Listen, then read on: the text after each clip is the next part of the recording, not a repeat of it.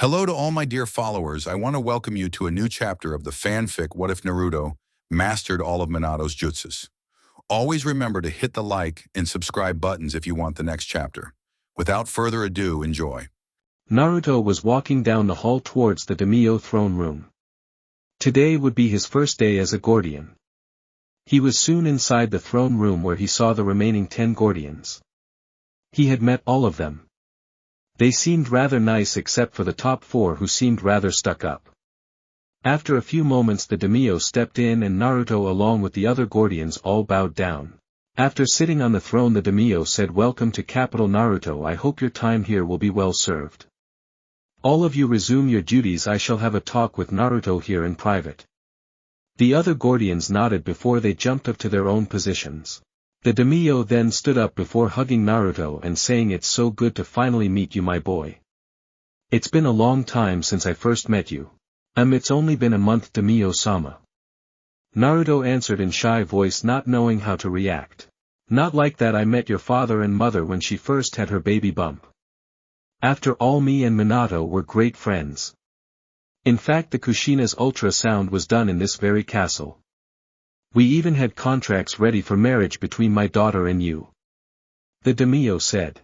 "I didn't expect that. So I presume Gigi broke the contract because of the Kyuubi?" Naruto asked. "Not at all, your mother informed me that you died during the attack. Now I can't really blame her because of the circumstances, but I am really glad you are well." Shiro replied as he motioned Naruto to follow him. "Oh." Naruto said, not really knowing how to respond. "Well, the real reason I did call you here was for 3 reasons. 1, to make up for the time I couldn't help you as a kid. 2, to help you get away from the useless clan politics. 3, to reintroduce you to my younger daughter who happens to be a shinobi in training." Shiro said. Shiro-sama, are you sure you want me to get closer to your daughter? After all, I am the Namikaze clan heir and I will need to have several wives. I don't think something like that is befitting a princess." Naruto answered in a respectful voice. "Ha ha ha ha ha ha ha, you are just like your father, boy, I like you. Don't worry, my little Shiroi is not like her older sisters. She is a tomboy who has been training in shinobi arts for quite a while, she only respects strength. And I don't think you having multiple wives will affect her. Now let's go," Shiro said as he led Naruto away. He then brought him to a training field where Shiroi was training. She had silvery white hair up to waist level. She had made them into a high pony. She was currently practicing her kenjutsu. She had pale white skin and pink-green colored eyes. As soon as Naruto saw her he blushed a bit, not knowing that Shiro was paying him a lot of attention. Shiro grinned when he saw the reaction Naruto had upon seeing his youngest. He then called out, "Shiroi-chan, please come here for a moment." "Hi to-san," the girl said in a melodious voice. "Shiroi-chan, this is Naruto Namikaze, son of the late friend Minato Namikaze. He impressed me at the Chunin exams and I decided to make him a Gordian. His assignment will be to be your personal bodyguard over the next 2 years. Shiro said as he pointed towards who nodded his head at Shiroi, who gave him a small smile. "Well, I will leave you 2 alone now, good luck getting to know each other," Shiro said as he walked away. "So what are your hobbies?" asked Naruto. He casually asked, causing Shiroi to face fault a little bit. "That's not how you talk to a princess," Shiroi exclaimed. "Heh, but you aren't a princess, you are a kunoichi, hence my equal. How about I help you train? I did become a Tokubetsu Jonin in the exams instead of Jonin. I think I will be able to help," Naruto replied with a grin. Shiroi's eyes widened before she grinned back and then took her opening stance in kenjutsu. Naruto mirrored the motion before both of them charged at each other and sparred. Shiro looked on from afar with a warm smile on his face as he thought, the only one who can get through that little baka is you, Naruto. I will waiting for you at the other side. Minato, you would be so damn proud of him. Time skip 3 days, asterisk. Naruto and Shiroi over the 3 days had gone from being regular sparring partners to simple friends. They had shared a little bit about themselves and even had taught each other several things. Naruto had helped her up her Tai and Ken Jaijutsu. All the while Naruto had a few clones who had started training his Jujutsu. From among the scrolls he had learnt that since he was the direct descendant of Madara Uchiha he would inherit the eternal Manjikyu instead of the simple Manjikyu. The training was going slow but Naruto was sure he would be able to master his eyes completely by the time he had to return to Konoha. Currently Naruto was wearing a battle kimono. It was something that could be used in both fights and social events. There was a ball taking place and since he was Shiroi's personal guard he could attend. He was making his way to Shiroi's room when he noticed the door open. Peeking inside he saw her curled up on the bed not even attempting to get ready. Knocking on the door he entered and said, "Shiroi-chan, why aren't you getting ready?" Shiroi didn't reply. On closer inspection Naruto saw that she was crying. Moving towards her he gave her a hug and let her cry on his shoulder. When she calmed down he softly asked, "Tell me what's wrong. I don't want to go to the party. Everyone only focuses on my older sisters because they are those dainty princesses with soft skin. No one even looks at me, let alone dance with me on these balls, so I don't want to go." She sadly replied, Hey, look at me. You are beautiful, Shiroi. Among the prettiest girls I have ever seen. Don't ever think otherwise. As to why no one dances with you is because they are weaker than you and don't want to harm their egos. Get ready, I assure you, you will have a dancing partner today. Naruto said. Shiroi nodded, suddenly feeling shy. For the first time since she met Naruto could she really appreciate his looks. His well-toned muscles felt amazing to lean against. Along with his sharp blue eyes and long blonde hair he was an Adonis walking on the earth. Naruto, who already found Shiroi attractive, blushed at their closeness before he left the room, leaving her to change her dress. Naruto walked into the hall. He knew that the ball had already begun, however he could wait as he had a girl to escort after all. After an hour he heard Shiroi leave her room. Turning around he felt his mouth drop. Shiroi was wearing a silver party kimono, her hair were made into a bun that was closed by a pair of chopsticks. For a few seconds he had lost his ability to form words. Beautiful. He muttered, causing Shiroi to develop an atomic blush on her face. After that both of them then made way for the ball. As soon as they entered Naruto turned to Shiroi and said, "Princess, may I have this dance?" Shiroi was shell-shocked and nodded dumbly, not trusting her voice. Naruto took her by the hand and led her into the center of the dance floor where they began dancing. Naruto playing his hand on her back and holding her hand and placing the other one on his shoulder. Shiro spotted the scene and grinned. His plan was coming along well, it was a matter of time. Soon everyone in the hall saw the beautiful heir dancing with the princess. Ayaka and Ami, Shiroi's sisters, smiled at the scene. They knew that Shiroi had a few complexes on her looks and were glad that someone had managed to see past them. As the dance progressed both Shiroi and Naruto had gotten a lot closer. Naruto now had both of his hands on her waist, while she had her hands around his neck. After a while the dance was over and Shiroi led Naruto out in the balcony where they stared at the night sky. Shiroi, who had her head on Naruto's shoulder, said, "Thank you for tonight, Naruto-kun, I've never had this much fun in my life." "Think nothing of it, Shiroi-chan. Think nothing of it," Naruto said. However, as soon as he finished he felt a chakra spike to his left. He immediately stood up and pushed Shiroi behind him. He then glared and said, "Come on out, I know you are there." Suddenly 3 figures jumped out and stared at Blonde in amusement. Naruto instantly recognized the 3 of them. They were Aoi Rokusho and A-rank missing Nin from Konoha, Klakichi and A-rank missing Nin from IWA, and Yabusha Kurigaya and A-rank missing from Kiri. "What are you doing here, missing Nin?" Naruto asked in a stern voice. "Oh, pretty simple, we're sent to assassinate that little princess behind you. The other 2 may not have all that much importance, but this one seems to be hated by our client. We don't know the reason and are just here to kill her, so hand her over," Aoi said as he unsealed his Raijin sword.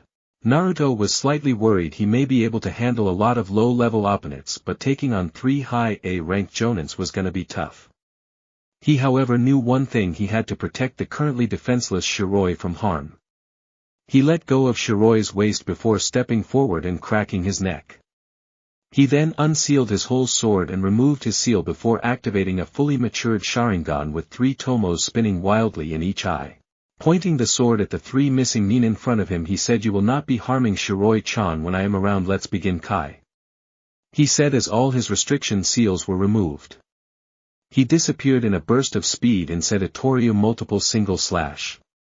In a single moment the IWA nin was on the ground dead.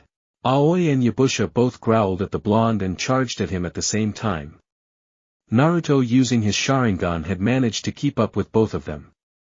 He was able to counter Yabusha jutsus with his lightning, but Aoi was troublesome. He had no style, but the Raijin was not a fearsome sword for nothing. He was pushing Naruto back, who was also working to protect a cornered Shiroi. He then looked at Yabusha dead in the eye and said, "Illusion art demonic hell view." As he said that, Yabusha saw 2 large gates open and inside he could see everything he held close being tortured.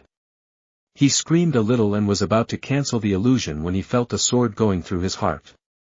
Naruto then removed his sword and immediately turned to face Aoi, who had already launched himself and was about to attack Shiroi.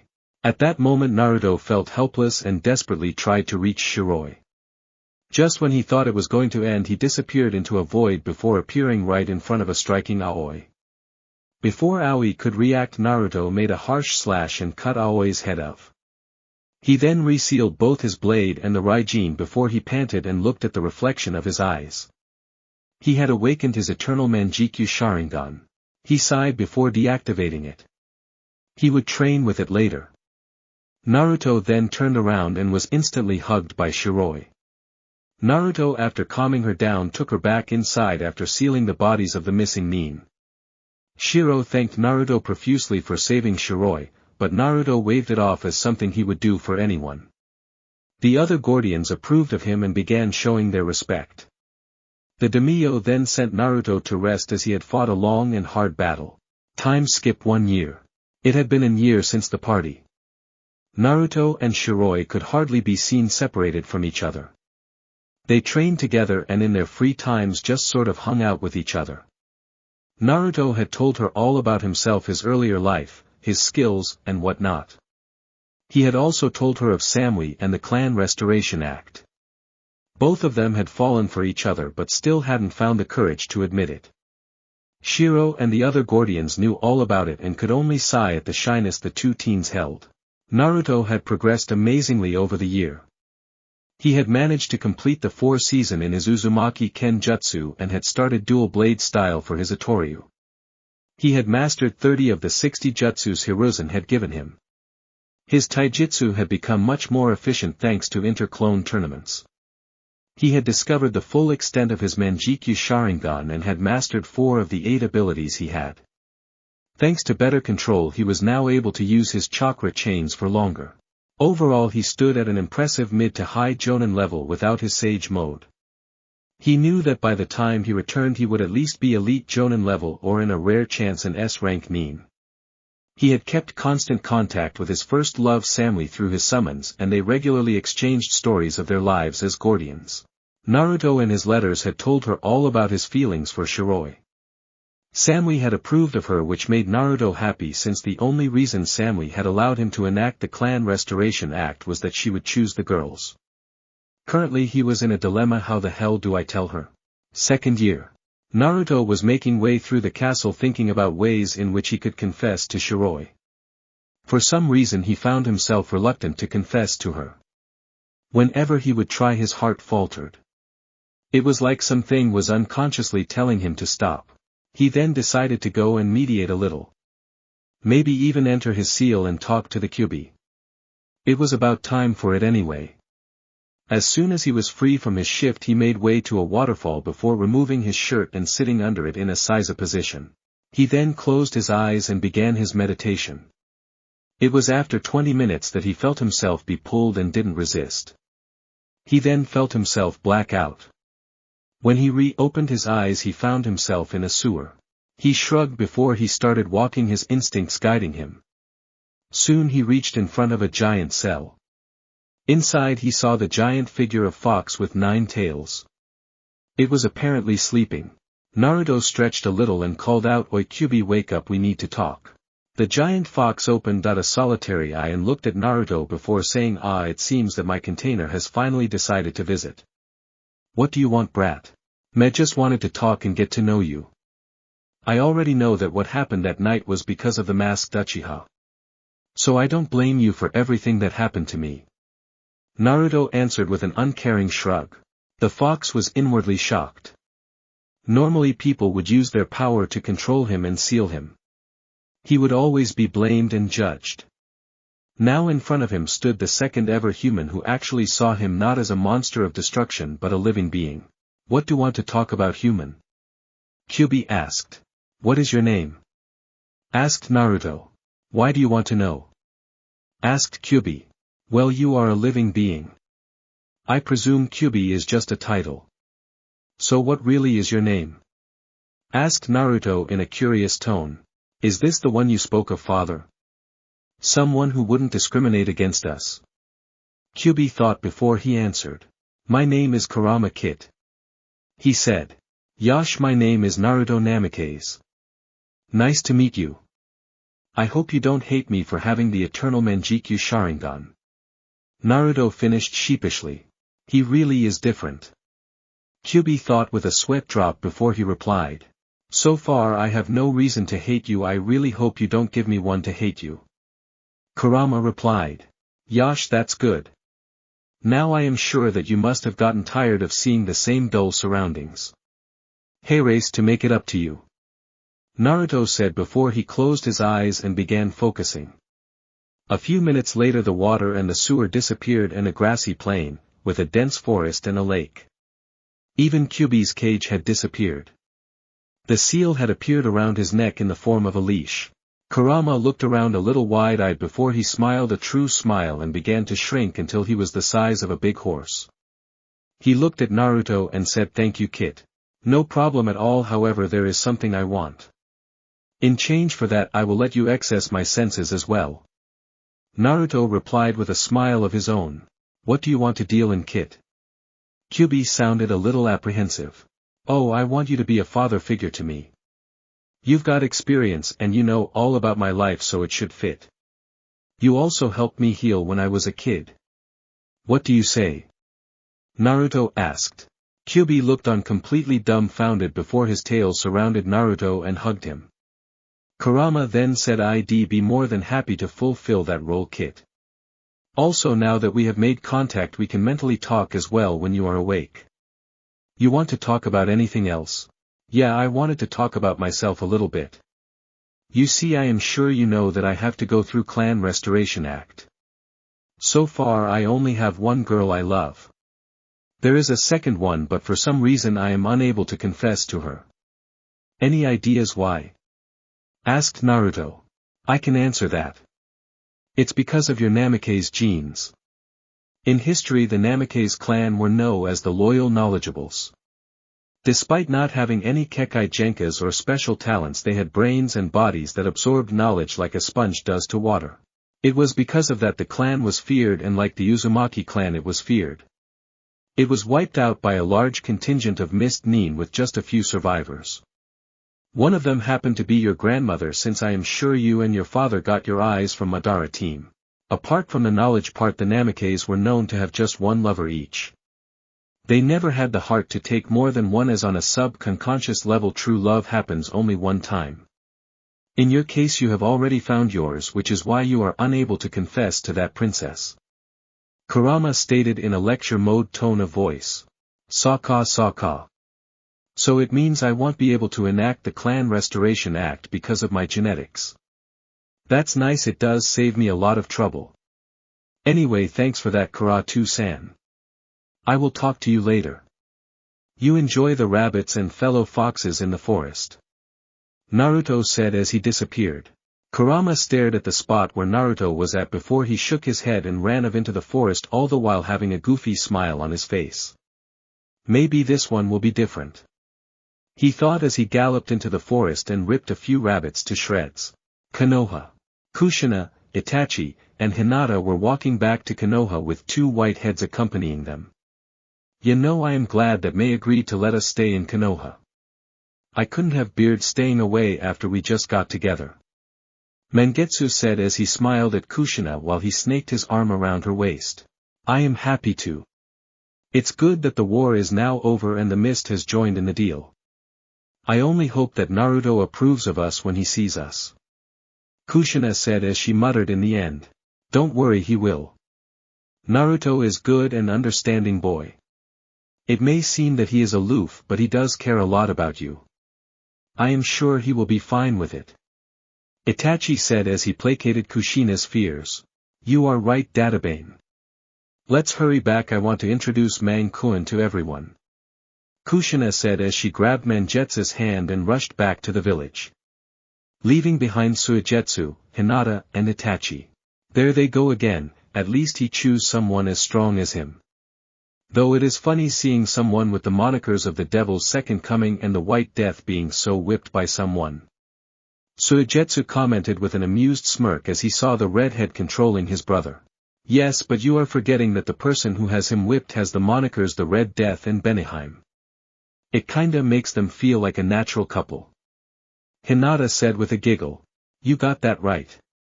Not to mention even you have gotten me whipped around your fingers. Suigetsu teasingly said as he kissed Hinata on the cheek, making the previously pompous girl blush cutely as she tapped her fingers together. Itachi could only smile at the scene in front of him. In 1 year so much had happened. The Mist Civil War was over with the rebels winning. Itachi, Kushina and Hinata had helped in the fighting. As a result of working together for a long time, Mangetsu and Kushina had fallen for each other and were now dating. Same was the case for Hinata and Suigetsu. Understanding the circumstance, the Godai Mizukichi had allowed both Mangetsu and Suigetsu to live in Konoha as a sign of goodwill. Itachi however couldn't help but feel sad for his sister. She had taken the dark route and had left the village to run away to Orochimaru. No one knew of her current location. She had been ranked as Ibi rank missing nin with a wanted alive bounty on her head. He sighed, hoping that one day everything would fit right back in. His final thoughts went to his student and younger brother figure. Knowing Naruto, Itachi was sure that he was already much stronger than last year. It would be interesting when the boy returned home. With Jiraiya and the twins. So I think that was enough Kenjutsu practice for now. I will now start teaching you some of my personal jutsu, after which it will be full year of chakra control. Jiraiya announced as the twins were working on their Fuinjutsu skills. Alright Hirosanin, we want to be nearly as strong as Oni-chan will be when we get back. So your plan better make sure that happens. Mito said. Well, my training will make sure that you reach Kakashi's level by the time we return. Naruto however I have little doubt will be an S rank at least. He has got your father's talent when it comes to learning. So if you want to be S rank you will have to learn an art that is your own. Or make something your own. Jiraiya answered sagely. What do you mean make something our own, Ero Sennin? Asked Narumi. Take a single branch and make it your own, become a specialist. Your mother is a specialist in Kenjutsu, my old sensei was a ninjutsu specialist having mastered all 5 chakra natures. Tsunade is a taijutsu specialist. Your father and brother was and is a fuinjutsu specialist along with ninjutsu. However, your brother has also taken a deep-lying interest in Kenjutsu. I won't be surprised if he specializes in 3 or 4 shinobi arts in the future. Jiraiya explained. Ni-chan is awesome, isn't he? In that case we will become masters in ninjutsu, kenjutsu and fuinjutsu. You better tell us a way to speed up our training, Ero Sennin, or we'll castrate you. Mito declared as she glared at Jiraiya. Yeah, Ero Sennin, if you don't speed things up we will castrate you. Narumi said as she nodded in agreement with her sister. Damn, they take way too much after their mother. It seems I will have to spell out the secrets for the shadow clone jutsu as well. Jiraiya thought before he spoke and said. Alright, I will bite. We will use the Kage Bunshin no Jutsu to speed up your training. Jiraiya said. Why didn't we think of that? Mom did tell us how it helps with its memory transfer. Narumi said giddily. Yeah. Let's go. Mito agreed as Jiraiya's sweat dropped. The next 2 years were going to be very troublesome. Back to Naruto, time skip 1 year. It had been a whole year since Naruto's talk with Kurama. Over the year he had become one of Naruto's most trusted companions, even helping him master the two toughest moves of the Eternal Manjikyu Sharingan. Naruto had also managed to complete his Kenjutsu training after completing all of the katas for the swirl style and Itoryu. All of the jutsus given to him by Hiruzen had been mastered as well. Not to mention he was officially a level 10 seal master. He had mastered his father's space-time absorption barrier as well. Kurama had confirmed that Naruto now was a certified S-rank nin. He had also talked to Shiroi and Shiro and had apologized saying that he rejected the contract because there would be no love in their lives. Shiro accepted the explanation since he personally knew Minato and Shiroi was fine with it because she just saw Naruto as a best friend rather than a lover. He bid the duo goodbye before he left the capital. Naruto as he lazily walked through the outskirts of the capital suddenly felt his battle senses go overdrive. Tensing his body he kept on walking with one hand on the hilt of his sword. As he was walking 4 figures jumped out of the trees and stood in front of him. All of them were wearing the Odo headband. "Who are you and what do want with me?" Naruto lazily asked. "Greetings Namikaze Dano. We are the Sound 4 from Otogekyure. Our leader Orochimaru has requested your attendance." The figure with 4 arms said. "I decline. I am Konoha nin. Why would I join Konoha's biggest traitor?" Naruto rhetorically asked. "Sorry, you don't have a choice in the matter." The same figure said as all 4 of them launched themselves at Naruto, who merely flicked out his sword and in 4 quick slashes left the Sound 4 incapacitated. He gave them a cold look and said, "If you survive, tell your leader don't come after me, he will regret it." Saying that he disappeared in a shushin and decided to visit Kumo. It had been a while since he had seen his loved one after all. Summoning a messenger toad he sent a letter to both Ai and Tsunade telling them of his visit. Though he did tell Ai to not inform Samui of his visit as he intended to surprise her. He received replies from both Kages almost instantly, with Tsunade agreeing and giving him a month off to rest and Ai welcoming him with open arms. Grinning to himself he summoned his best friend Gamakichi. "Yo bro, it's been a while since you last summoned me, what's up?" The red and purple toad asked. He was now growing and was of the same size as a 1-story building. "Yo Kichi, I just got free from my contract with the daimyo and was about to head to Kumo, wanna come with me?" asked Naruto. "Sure bro, let's go." Kichi answered as Naruto climbed his head and the duo set off towards Kumo. It was 2-day journey even with the giant toad, but soon the duo could see the gates. 1 kilometer out Naruto stopped Kichi and said, "Alright Kichi, I will see you later," he said as he jumped off the toad's head. "See ya bro." Kichi answered as he disappeared in a puff of smoke. Naruto chuckled a bit before he made way to Kumo's gates. The guards looked at him before realization dawned at their faces. They bowed when he came up. One guard then said, "Namikaze-sama, Reikage-sama is expecting you, please make way to the Reikage's office. It's the central building that is among the largest here." Naruto nodded in reply before he entered the village.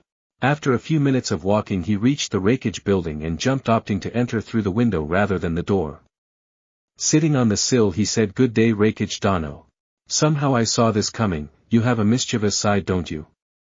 asked Ai in an amused tone. "What gave it away?" Naruto asked in the same tone. "Your jump. Anyway, Samui will be returning from her assignment with the daimyo in a couple of hours, what will you do?" asked Ai. "Go to her place and then surprise her," Naruto said with a grin. "That is good and all, but harm her and I will get you so bad that you will want to die.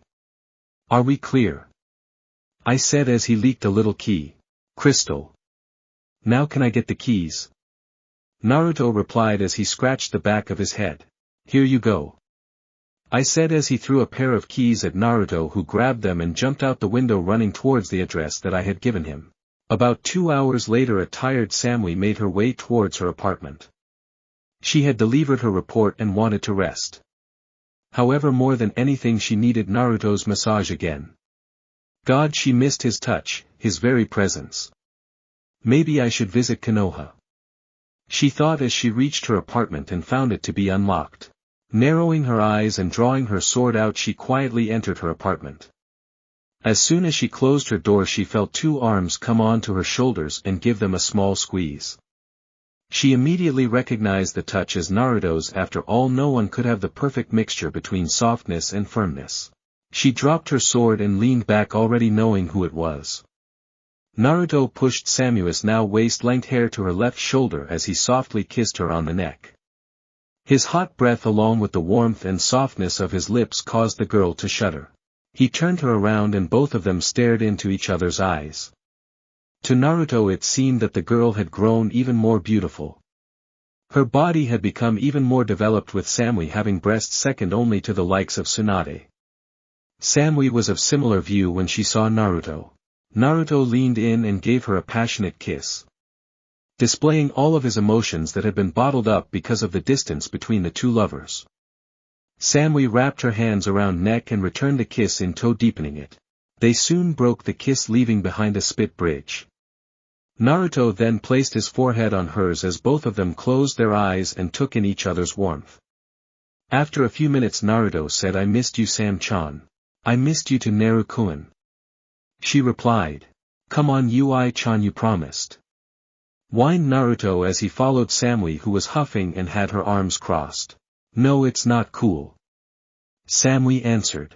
"But Ui-kan," Naruto whined. The whole village of Kumo was watching on in amusement. It was rare for the daughter of the Raikage to show any emotion, and currently seeing her huffing in annoyance because of a boy was entertaining. The village had been surprised when they saw the closeness shared by the two. No boy in the village was ever given the light of day by Samui. Seeing someone so close to her was surprising. This, however, didn't go unnoticed by the local population. Samui was one of the most wanted kunoichis in Kumo, and seeing her taken of the market by the son of the Yondaime Hokage didn't sit right with them. They did try to challenge Naruto for her hand, but a simple blast of concentrated killing intent was enough to push most of them back. Naruto was currently trying to convince Samui to come with him to the movies. But she wasn't in the mood, as the only movie on was Princess Gale. "No means no, Naru-kun," Samui said. "Fine, then what do you suggest we do, Ui-chan?" Naruto asked. "Lunch," she answered stoically. Naruto looked at her for a good few moments before he said, "I am cooking, let's go." Not waiting for an answer, he grabbed her by the hand and the two of them left to go back to her apartment. No one could see, but Samui had a very small but genuine smile on her face. I couldn't help but grin at the scene in front. He knew the kind of life Naruto had lived, and honestly he couldn't have chosen a better partner for her. However, he was very curious to see how strong Naruto had gotten since the Chunin exams. Because of this, he decided to arrange a test to see how far Naruto had come. He did, however, take permission from Tsunade, who readily agreed under the condition the fight should take place in an area where no one else would be able to get any information on his skills.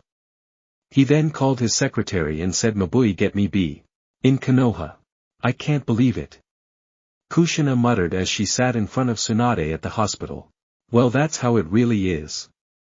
You are 3 months pregnant, what are you going to do?" asked Tsunade. "I am going to raise it. Mangetsu and I are already married because of the peace treaty with the Mist.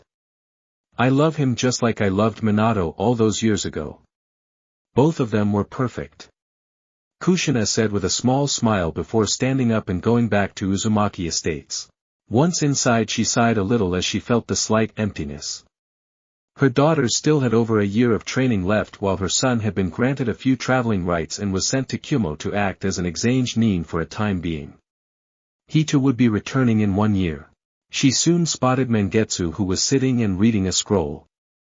Making her way up to him, she felt her excitement return in full force. "Mangetsu-kun, I have something to tell you, Databane." "What is it, Kushina-chan?" asked Mangetsu. "I am pregnant, Databane," she excitedly said. Mangetsu stared at her before blinking once, then blinking twice.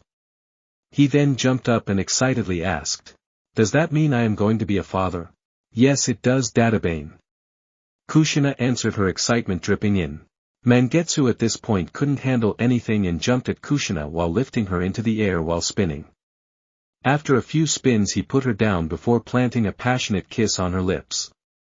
He then rubbed his forehead with hers and said, thank you so much, you don't know how much this means to me. I promise I will protect both of even if it costs me my life. I love you, Mangetsu-kun. Kushina whispered.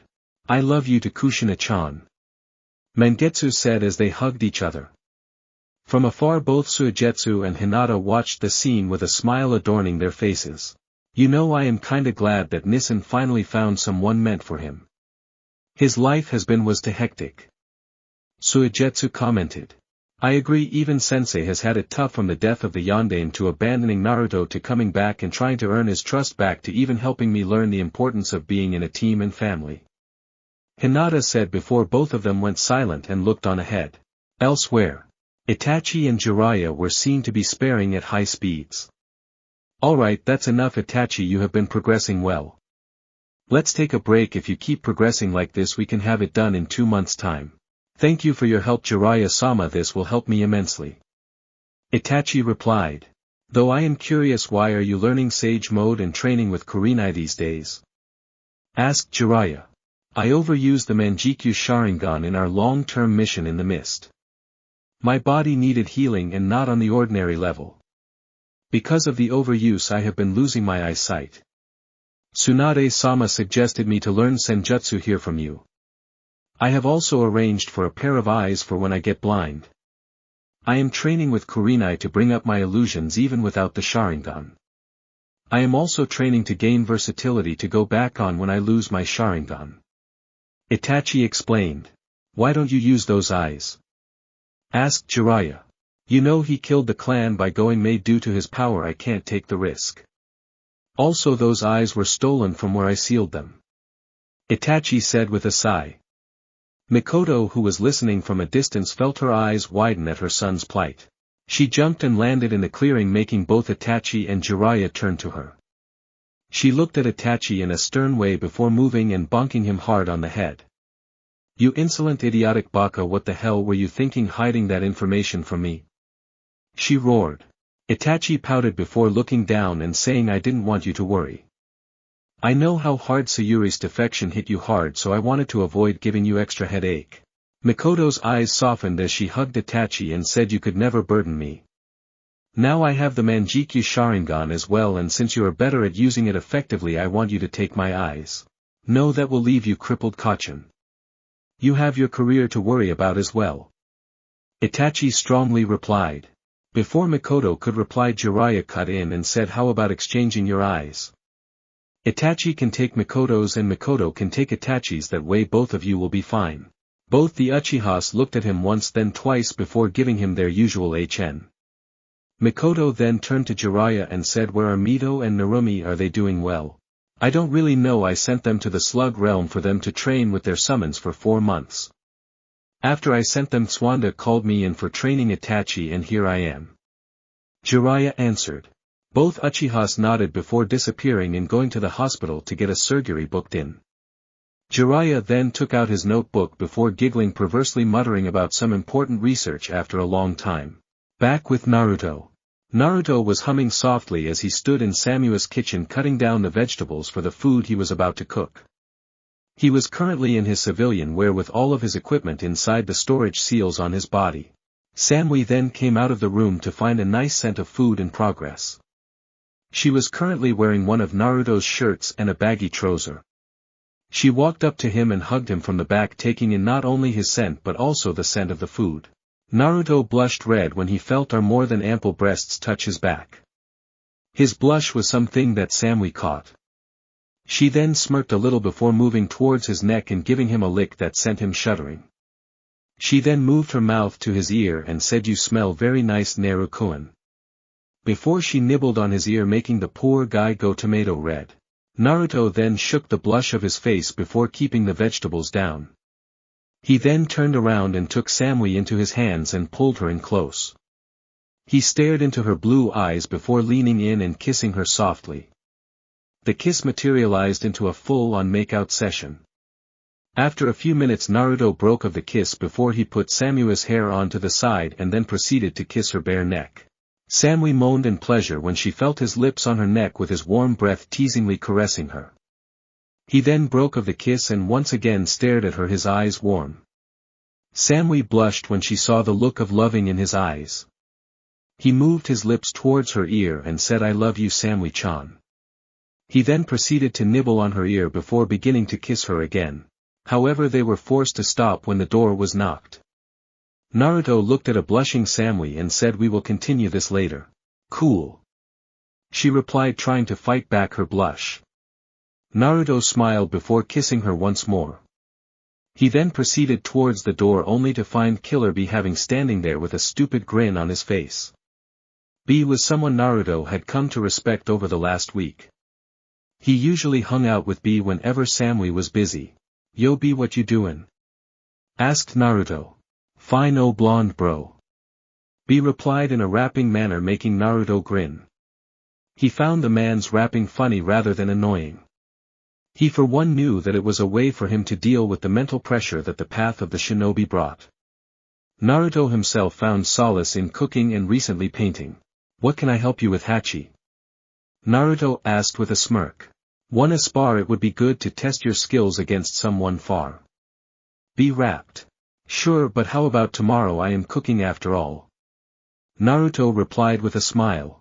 "See ya, fool," Bee said before disappearing. With that, Naruto went back inside the apartment to finish of his cooking and to play with Samui a little. The next day, Naruto was seen standing against Bee in the moving island where Bee normally spent his days. They were currently both having battle grins ready to test their mettle against each other. Naruto was shivering in excitement. He was finally going to fight a Kage-level opponent. Today was a test to see how far he had gotten in his training. "Alright bro, how do you want to do this, yo?" asked Bee. "Free for all, everything except killing and maiming goes." Naruto replied. Bee nodded before all emotion left their faces. Both of them were wearing serious battle-hardened looks. A tense aura suddenly washed over the clearing. Naruto summoned both of swords and held them in basic dual-wielding stance. Bee in response unsheathed all 7 of his swords, showing how serious he was. Naruto narrowed his eyes and then closed his eyes, flaring his chakra and releasing his chains. He opened his eyes to reveal 3 spinning tomos. Bee wasn't surprised since he had fought against Minato during the 3rd Shinobi War and knew of his Sharingan. Both of them stared at each other before disappearing into bursts of speed. Soon the air was filled with sounds of metal clacking against each other. Bee, using his superior speed, strength and experience, was constantly on the attack and was pushing Naruto back. Naruto was keeping up with the help of his Sharingan and was making up the number disadvantage with his chains. He was able to defend well against Bee's onslaught despite being much slower with the seals he had on. A wild slash hit Naruto and he was sent flying back. Controlling his path, he rotated mid-air before landing gracefully. He looked and saw Bee having a tauntive grin on his face. Naruto growled a little something that Bee heard. His grin grew as he said, "Ah, is blonde unable to match up to the awesomeness of me, Hachibi-sama." Naruto took a deep breath before standing up and saying Kai. Seal marks appeared all over his body before disappearing. Naruto then cracked his neck before disappearing in a speed much faster than before and appeared in front of a surprised Bee before kicking him straight in the jaw. Bee did notice that Naruto's physical strength went up as well as he felt the density of that kick. This time it was Naruto who grinned tauntively and motioned Bee to attack him. Both of them once again ran at each other and met in a clash of steel. After a few minutes both the fighters jumped back. Neither of them were even sweating. Both of them then sheathed their blades before rushing at each other to fight a taijutsu battle.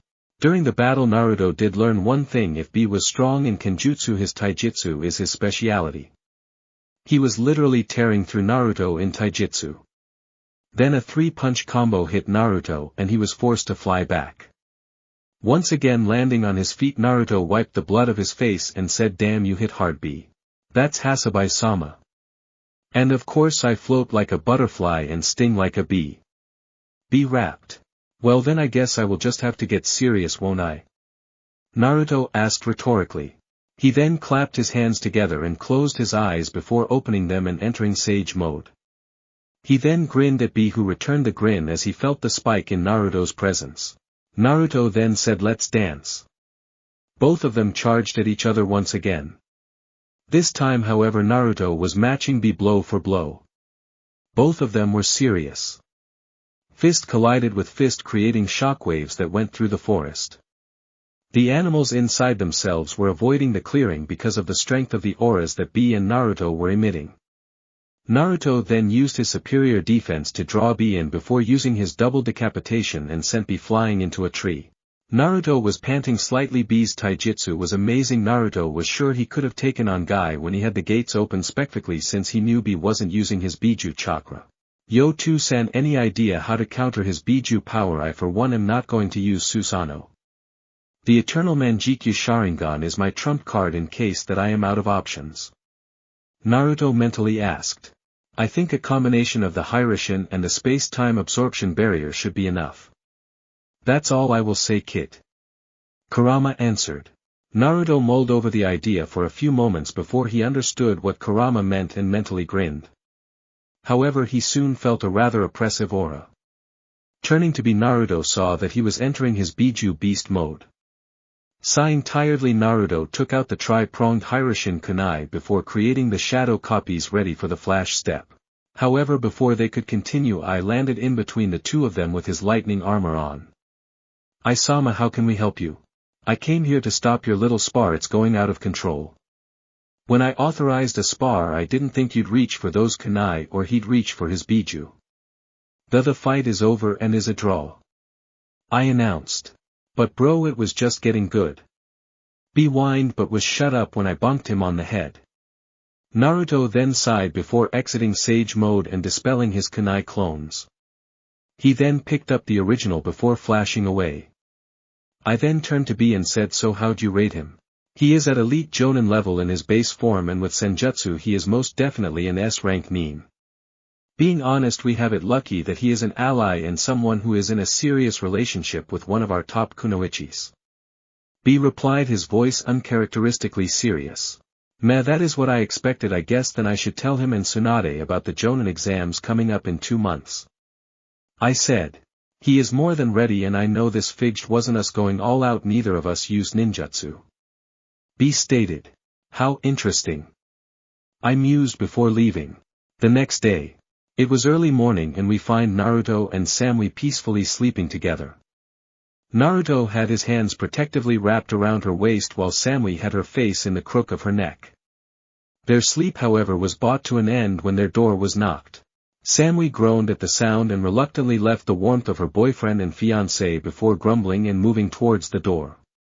Opening the door with an irritated expression, she found Yujito in front of her. It was uncool of you to come so early, sensei. Samui said in a stoic monotone. Well, I didn't come to disturb your alone time with your boyfriend. Reikage-sama told me to tell you that he needs both you and Naruto in his office in 1 hour. He has something important to tell you. Yujito said amusedly. Samui grumbled about annoying fathers before nodding. She then closed the door and went to wake Naruto up. Opening the door, she found that he was already sitting up and was looking for her.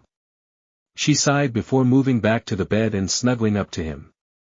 She then proceeded to tell Naruto about what she was told. Naruto, however, grinned in response and created 2 shadow clones. One of them hinged into Samui.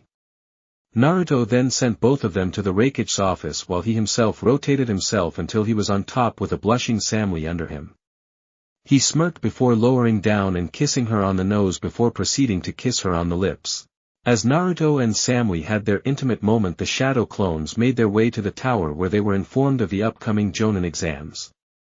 The clones were informed that since both of them were Tokubetsu Jonins, they were allowed to take the exams solo.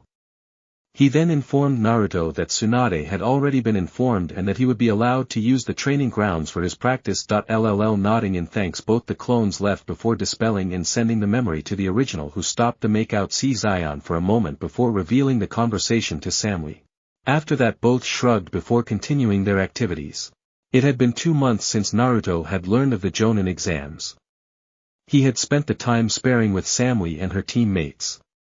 He knew he was more than ready. Standing in front of Kumo's Jonin lounge, he entered and then waited for his friends both from Kumo and Konoha to come in. Soon he spotted a team from Konoha which included Niji Hyuga, Aizen Sarutobi, and Kiba Inazaka. Walking up to them, Naruto said, Niji, guys, how are you guys? Naruto, it's been a while, how have you been? Have you gotten any stronger? Kiba asked as he greeted his friend. Hey, I think I have. How about you? Think you can land a finger on me? Naruto tauntively said. I will have you know that I have been training very hard and I can take on most of the Jonins back home. Kiba said with a huff. Hi, I am sure I look forward to facing you. Anyways, Niji, I have the answer to that. Come to me before the third test. Also make it to the finals. I want to face you. Naruto said with a grin. Thank you for your kindness, Namikaze-sama. Niji said with a short bow. None of that, Niji, we are friends. It's all okay. So how has everything been back in Konoha? Asked Naruto. It's been peachy. We helped the Mist in their civil war and are now in treaty with them as well. All of the rookies made Chunin already and we three were the ones nominated for the Jonin exams. Say, why are you here without a team? Asked Aizen. I am a Tokubetsu Jonin, I can take the exam solo. Say, how is Gigi? Naruto answered with a grin. Tokubetsu or not, I am gonna kick your ass in the finals. And Gigi is fine, he just misses you a lot. Though Hokage-sama complains a lot about how pushy the council is towards you. Aizen said as he returned Naruto's grin. Ah, those old fools won't be able to touch me. I have all the necessary laws ready in case they try anything. Naruto said. It was then that Naruto spotted Samui and the rest of his friends from Kyumo. Bidding the Konoha team goodbye, he made his way over to them. Naruto gave them a cheery smile. Hiya guys, you ready for the exams? You bet, you better be ready Blondie, I will kick your ass this time. Karui growled at Naruto, her constant losses against him in spars coming back to her in full force. Hey, whatever you say Karui-chan, I will take you up on that any time. Naruto teasingly said. Karui grew red in the face because of the tease and was about to pounce on him when Samui said, Karui, relax and Naru-kun, stop antagonizing her, it's uncool. Ah, but it's fun, Ui-chan. Naruto said with a small whine. Causing the said girl to bonk him on the head with an emotionless look on her face. Naruto grinned at that and held up his hands in a placating manner. The rest of their friends looked at the scene with smiles etched on their faces. Kiba then walked up to Naruto and said, hey, mind if you come to the side, I need to tell you something important. Naruto nodded as he heard the serious nervousness in Kiba's voice. What is it, Kiba? Naruto asked in a low voice. Somewhere private where the only ones who can know will be you and me. Kiba said. Making Naruto nod. He channeled his chakra and activated his eternal Manjiki Sharingan and said. Tsukuyami. Immediately he and Kiba were inside the Genjutsu. Kiba looked around in interest as Naruto continued, this is my strongest Genjutsu, here I am equivalent to a god. Now tell me, what did you want to tell me? Sayuri defected away from the village to join Orochimaru. Kiba said in a monotone voice. She what? How did Itachi Ni Sensei and Mikoto Abakan react to her leaving? Asked Naruto.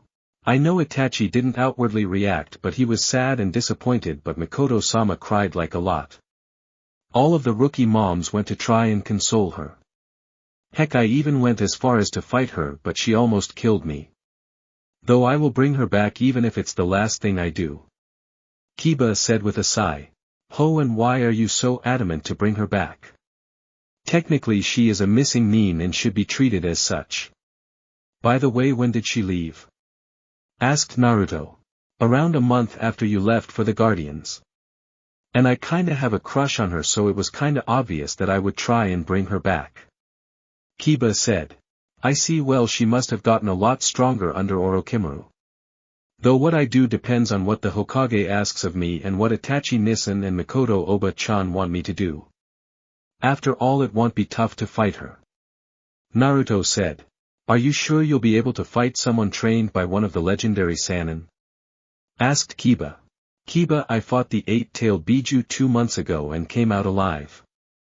I am a sage and am a certified S-rank ninja. I think I can take care of myself regardless of who my opponents are. Anyway, we should leave, remember it's been 2 seconds in the real world. Naruto said as he smirked when he saw Kiba gawk at the information given to him. Back in the real world, Naruto now had his game face on and went to the side of the room away from his friends. The exam was on. A second later the whole room was covered in a very high-ranked genjutsu. Suddenly Naruto saw Shisui, Uchiha and Danzo appear in front of him with Samui, Kushina, Mito and Narumi all tied up and on their knees in front of him. Naruto immediately guessed that this was a test to see how strong was his mind. He however was not going to let a stupid examiner kill his family even if it is just a genjutsu. He turned his Sharingan on and muttered genjutsu reversal. Hey, no one could blame him. Having the best genjutsu in all of the elemental nations made it sure that you would pick more than one trick relating to the art. He then discreetly pretended to be affected by the genjutsu as he saw the other opposition. Most of the Suna Chunin were already unconscious. Only one mist nin was awake. The Konoha nin were sweating but seemed that they would pull through. Naruto then saw all three Chunin from Iwa panting and slightly glaring at him.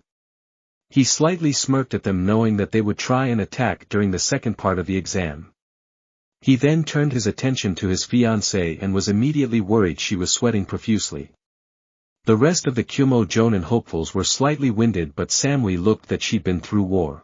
Darui shushined into the room and said congratulations on passing the first part of the Jonin exams. Make it to training ground 43 for the second exam in 2 hours. Everyone left and made their way to the grounds. As Samui walked alone towards the training ground, a hand pulled her into an abandoned alley. Looking up she saw a smiling Naruto looking at her. Samui immediately crashed into his chest and hugged him tightly. Naruto felt his shirt wet 10 little and understood that Samui was crying. Wrapping his arms around her he pulled her close and softly rocked her along with planting soft kisses on her face and neck trying to soothe her. When she calmed down Naruto softly asked, "Are you okay? What exactly happened? I saw you die in that genjutsu. I knew it wasn't real but it felt horrible," she said as she stifled a sob. Naruto wrapped one arm around her waist and used the other to lift her tear-stained face. He then kissed her square on the lips and then said, "Baby, I am not going anywhere. Even if I die I will beat the Shinigami himself and come back to you," Naruto said. Samui nodded into his chest but didn't let go of her hold on Naruto. Seeing this, Naruto continued and said, "How about this, you come back with me to Konoha after these exams and our promotions?" Samui gave a small smile and nodded into the hug. Naruto then released her and wiped off her tears before saying, "Now then let us go and ace this test so that I can take you back with me." Samui gave a small giggle before she nodded and the two of them then made way to training ground 43. Both of them arrived just in the nick of time to see the candidates ready and the proctor already grouping the candidates together. Naruto found himself in Group C with his fellow Konoha nin while Samui and the other Kyumo nin were in Group B. When the groups were set, Darui appeared and said the second test will consist of a taijutsu speed test, an accuracy test, a genjutsu test and any other fields you would like to add. Now I would like you to step forward when your name is called. Groups A and B went by quickly with the Lone Mist and Suna nin along with the Kyumo all ranking in the top 5 of the day and top 20 of all time. Next was Naruto's group. The first one to go was Aizen. Naruto was positively surprised when he saw Aizen activate his monkey sage mode and breeze past the taijutsu test. He channeled his fire chakra to melt the target as he threw his kunai and shuriken. He was ranked number 1 after successfully displaying a wide array of ninjutsu. He was tested in the art of bojutsu as an additional art. Naruto smiled at his best friend. He had once again managed to cover the distance between the two. Naruto was sure that if the third test was a one-on-one fight he'd end up facing Aizen in the final, and boy would that be a fight. Kiba and Niji both were ranked at 4 and 6 coming in after Chojiro, the Mist nin and Samui. Next was Naruto. Walking up to Darui he was asked, "What taijutsu style will you use?" "A mixture of frog, kumite and the hummingbird," Naruto said as he released his resistance seals and entered his sage mode. Darui nodded and signaled Naruto to start and to run across the obstacle course that had been prepared for the test. Naruto, using his speed, easily breezed past the course and set the fastest record in history of the test, beating the Yondaime Reikage and his father-in-law's score by 2 seconds. Next he was led to the target accuracy test. The targets were walls of steel, and to pass the projectiles had to penetrate and stick against the wall. Naruto grinned. Something like this was right up his alley. He took out 2 of his 3-pronged kunais. He channeled wind chakra in one and lightning chakra in the other. He then threw them both together before the kunais multiplied by 10. The 20 kunais then hit the steel wall in 20 different places, destroying it to smithereens. That was rather interesting. Now for ninjutsu, please state your affinities. Darui said. Wind, water and lightning. Naruto answered. Alright, I want you to perform 2 jutsus from each element and 2 non-elemental jutsus. Darui said. Alrighty then. Naruto said as he made a cross sign and 3 solid clones burst into existence. Ah, the shadow clone's a good B-rank kenjutsu. Darui commented as he noted down something on his pad before motioning Naruto to continue. Naruto then created a perfect Rasengan and thrashed a training dummy. Darui nodded again with a little awe in his eyes and asked Naruto to get on with the elemental techniques. Nodding, Naruto channeled in his wind chakra and made a few hand seals while he shouted True King Lion Gill Force Wall. A giant tornado was created in the room, and it was so strong that it managed to dismantle nearly the whole room. Even Darui had to use a large amount of his chakra to just stay on the floor. Naruto didn't stop and immediately weaved through hand seals again and shouted True King Lion Tearing Blast. Another tornado appeared which was slightly smaller than the first one. This one, however, was sending strong wind blades in directions that Naruto wanted it to. When the wind died down, an annoyed Darui stood up and said, let's continue this time, please don't mess up the exam room. Naruto nodded sheepishly before going through his hand signs and saying water-style water wall jutsu. As he said that, water appeared out of the atmosphere and formed a wall in front of Naruto. Naruto cancelled the jutsu before going through hand signs and saying water-style water dome. The water then appeared and surrounded Naruto into the form of a dome. Very nice 2A rank jutsus. Now on to Raitun. Darui said. Naruto nodded before showing of his new and improved Raikiri Negisha and Raikiri Senbon. Both were S-rank techniques. Darui, however, was watching on with a little shock. Who would have thought that the 2 of the most illustrious lightning techniques in the world could have been improved? Alright, that's enough. That was amazing, you did very well. Now the next test is one on Genjutsu. Please proceed to cast a few Genjutsu. Darui said. Naruto nodded before casting 2 of the Nidaime Hokage's illusions.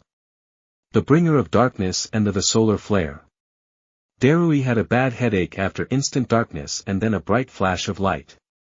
After a few minutes of rubbing his eyes, he looked at Naruto and said, do you have any additional arts that you want tested? Kenjutsu and Fuinjutsu. Naruto answered. Alright, then we will do a Kenjutsu test. You will have to survive against me for 5 minutes. Darui said before charging and slashing at Naruto. Naruto, however, easily blocked that attack, though it took both of his swords to do that. The next few minutes Naruto learned one thing: Darui was a Kenjutsu specialist on his own. The way he moved and channeled his lightning into his sword was amazing. He, however, fought Darui on even terms, and soon the 5 minutes were up, indicating that Naruto had passed. The next test was regarding Fuinjutsu. Naruto was not worried in the least. He knew that the examiners wouldn't even be able to tell half of what his seals could do. The test was rather simple. All he had to do was complete a few incomplete seals. By the looks of it, the test was designed to test someone who was just entering level 5. But since Naruto was a level 10, he breezed past the test as if it were nothing. Soon the test was done and the remaining candidates were called in for the 3rd test. They were ordered to go back home for the week and rest up, as the 3rd test was a 3-day survival trip in a place that could match the Forest of Death on its worst day. You ready, Niji? This will hurt like a bitch, but you'll be a free man after tonight. Naruto said as he was preparing for the sealing ritual that would unmark Niji from the caged bird seal. It was a day after the 2nd test had been complete. Do it, I want to feel free again. That seal is just a tainted mark that I want gone. Niji replied. Alright, go in the center of that array and remove your shirt and headband while you are at it. Naruto instructed. Niji nodded before removing his shirt and headband before sitting down in the center of the arrays that Naruto had drawn up. As he went in and sat down, Naruto took a very deep breath and said, "Here goes nothing." He then stood in front of Niji and began performing a very long sequence of hand seals. Niji could barely follow the speed in which Naruto was performing them. As soon as the 100th seal hit, Naruto made a ram sign and shouted Namake's style, "Eternal Seal Removal Seal." The seal arrays began to shout as Niji suddenly started feeling a pain that was slowly rising and spreading along his whole body. He was soon screaming in agony, but his will to continue kept him going. After 30 minutes the seal was removed and Niji was falling over to the other side of life because of the massive strain on his body. Naruto then began another set of seals, this time going even faster than before. After hitting the 97th seal he made a dragon sign before shouting Namake's style Healing Genesis Seal. This time the array glowed, a beautiful green light emerged before it completely covered Niji. The light continued to work on Niji for around 45 minutes, after which Niji suddenly opened his eyes and began gasping for air. Naruto soon released the jutsu and went on one knee as he began panting. "That seal takes a lot of chakra, I am completely drained." Naruto groaned out. Niji, who was now an unmarked and free person, got up and began walking towards Naruto. He wrapped one of Naruto's arms around him and helped him back to his hotel room. "Naruto, thanks a lot. I don't think I will ever be able to repay your kindness. You already are, as you are helping me walk back to my room," Naruto said with a fox-like grin. "You are impossible, can you at least take something seriously?" Niji growled out. "My life is too short to deal with technicalities. Be happy, and if you ever want to see me serious, see it when me and Aizen duke it out during the finals," Naruto said. "Hey, you shouldn't count me out, I am as strong as both Aizen and Lee," Niji said. "Wow, I didn't get to see you fight in the Chunin exams." "Well, I guess a fight is in order," Naruto said. "I look forward to duking it out with you in these exams," Niji replied as they reached Naruto's room and knocked on the door, which was opened by Samui. Her eyes immediately widened when she saw Naruto's condition before they went back to their stoic look. She then helped Niji sit Naruto down on the sofa before bidding Niji goodbye and closing the door. She then plopped next to Naruto and wrapped his arm around her shoulder before snuggling into him. "Are you okay?" she worriedly asked. "Yeah, I am fine, just a little tired." Removing Niji's seal was a real pain in the ass, Naruto said as he planted a soft kiss on her forehead. He then smiled playfully and said, "Did I ever tell you how much I love your boobs?" asked Naruto. "No, you didn't," Samui stoically replied, but had a little blush on her face. "Well then, let me give you an example," Naruto said before he pulled Samui into his lap and placed his face into her large breasts before snuggling into them. This action caused Samui's blush to deepen, but she didn't comment, but rather she started playing with Naruto's hair. Soon, however, she felt that his breathing had become rhythmic and saw that Naruto had fallen asleep in her boobs. She smiled before she cushioned both of them into their bed. On the bed she removed Naruto's shirt before wrapping her arms around her neck and pulled him deeper into her breasts as she fell asleep. For afar I watched the scene with anime tears. His 15-year-old daughter was so close to a boy. She was growing up way too fast in his opinion. Darn you, Namake's Naruto. He cried out as tears began leaving his eyes at a fast, giving a strong impression of a waterfall. The next morning, Naruto woke up and immediately felt his head inside the softest pillows he had ever slept in. He then snuggled into them deeper whilst pulling them closer. He then heard a moan and opened his eyes. After adjusting to the light of day, he saw that his face was in Samui's breasts. He then moved a little back before he pulled the sleeping girl into his arms. Placing his chin on her head, he hugged her lovingly before drifting off to sleep again. Both Naruto and Samui woke up a few hours later, and the first thing they saw were each other's eyes. Captivated by the sight, both of them leaned forward and kissed each other once again, feeling the sparks fly around. Both of them looked at each other with their eyes showing the lust that they held for each other. Already being shirtless, Naruto quickly sat up before smashing his lips on Samui as he removed her shirt, revealing a yellow-laced bra. Naruto then moved his hand and unclipped her bra, revealing her huge breasts. He then pulled her close to him until her breasts were pressed against his chest as he kissed her on the lips while having his arms around her slender waist. Samui in response had her arms wrapped around his neck as she pulled herself closer to him. Naruto then broke the kiss before he planted his lips on her neck and began kissing it passionately. He then stopped his ministrations before looking at her and saying, "You know your breasts are heavenly. I haven't really played with them but they feel amazing pressed up against my chest." Samui blushed before looking away and muttering "Baka." Naruto grinned before he leaned near her ear and said, "Yeah, but I am your Baka." He then proceeded to nibble on her ear slightly before looking at her flushed face. He saw that she looked slightly worried and scared.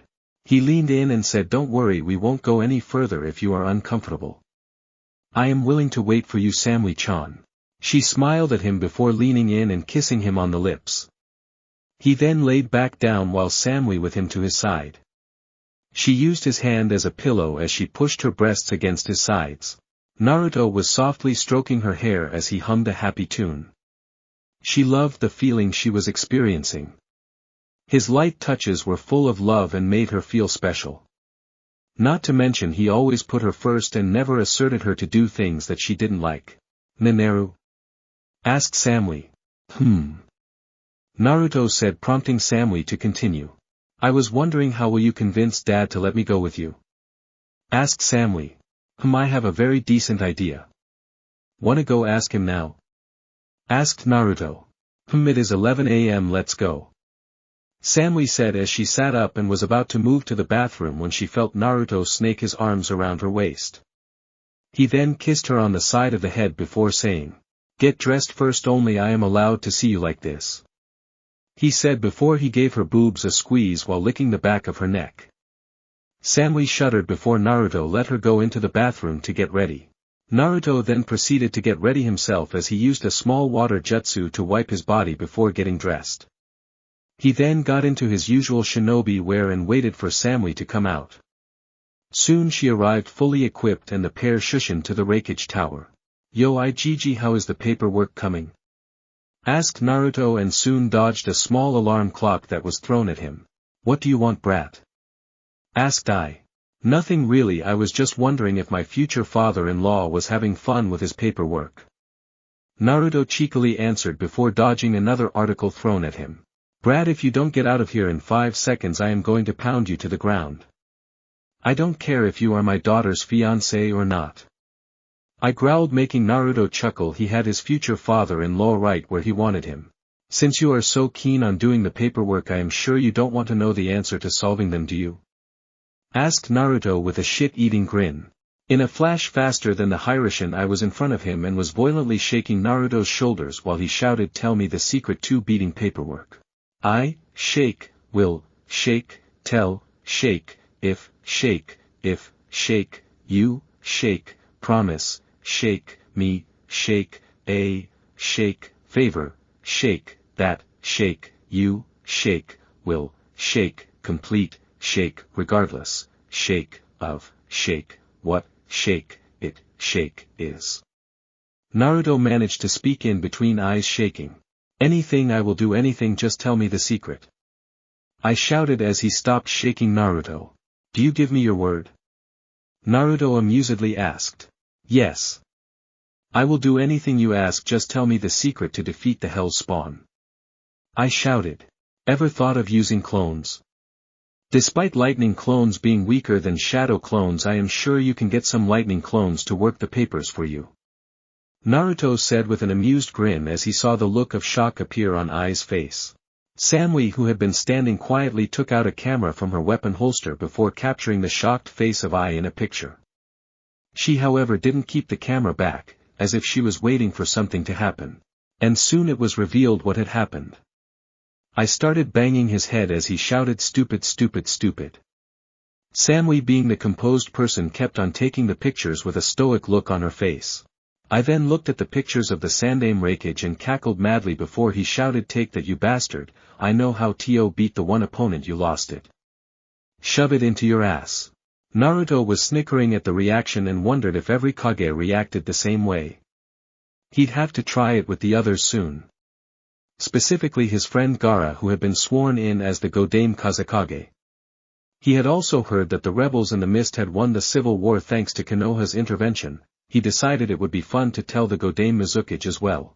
Samui once again captured Ai's moment of madness on the camera without displaying even an ounce of emotion. She then placed the camera back in holster before looking back at both of most important males in her life. Alright then Naruto, you've earned yourself a favor from me. Anything within my power I will do. I said as he created a few clones and had them start with the paperwork. I am cashing in that favor. I was wondering if you could transfer Samui as a permanent envoy to Konoha. She would leave with me when I return to Konoha after the Jonin exams. Naruto respectfully stated as he knew this matter was important as it was related to family, and I was known to be a man who was very protective of his family. Correct me if I am wrong, but did you suggest that I send my daughter to a foreign village before the date of her wedding? Asked I. Yes, and you did agree to perform one favor that I asked you regardless of what it is. Naruto answered. I stayed silent for a few minutes before looking his daughter in the eye. He mentally asked her what she wanted and Samui replied by taking a step closer to Naruto.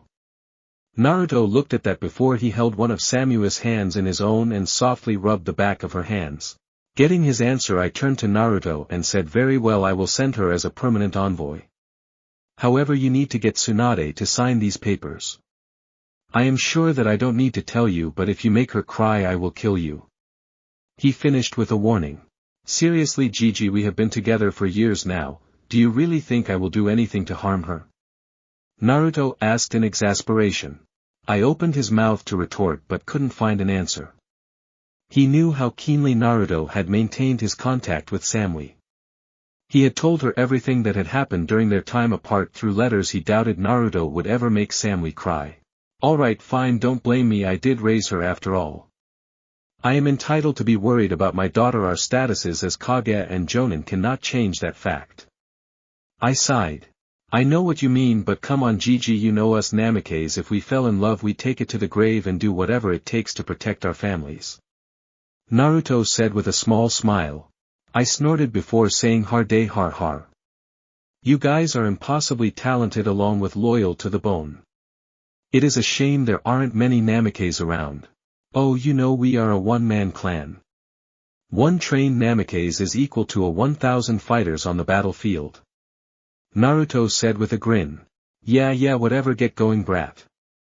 I will have the necessary paperwork ready by the time you return. I said with a dismissive wave of his hand. Naruto nodded with a smile before he led Samui out of the room. See ya Gigi. And thanks.